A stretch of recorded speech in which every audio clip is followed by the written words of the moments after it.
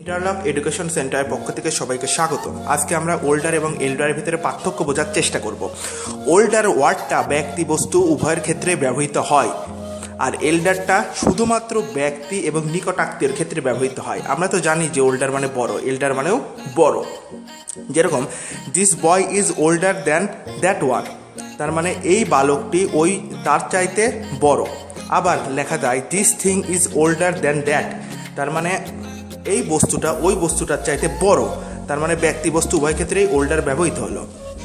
কিন্তু যদি লেখা হয় মাই এল্ডার ব্রাদার ইজ কল্ড জন, তার মানে আমার বড় ভাইয়ের নাম জন, তো এখানে এল্ডার মানে কিন্তু বড়, কার?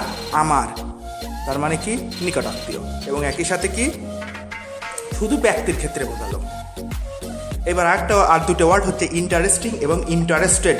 ইন্টারেস্টিং ওয়ার্ডটা শুধুমাত্র বস্তুর ক্ষেত্রে আগ্রহ বলতে বোঝায়, আর ইন্টারেস্টেড ব্যক্তির ক্ষেত্রে আগ্রহ বোঝায়। একটা বস্তুর ক্ষেত্রে আগ্রহ, একটা ব্যক্তির ক্ষেত্রে আগ্রহ। যেরকম দুটো উদাহরণ থেকে দেখা যাক, I have read an interesting story. কি স্টোরি? ইন্টারেস্টিং স্টোরি, তার মানে স্টোরিটাকে একটা গল্প, মানে একটা চিত্তাকর্ষক গল্প পড়তেছিলাম।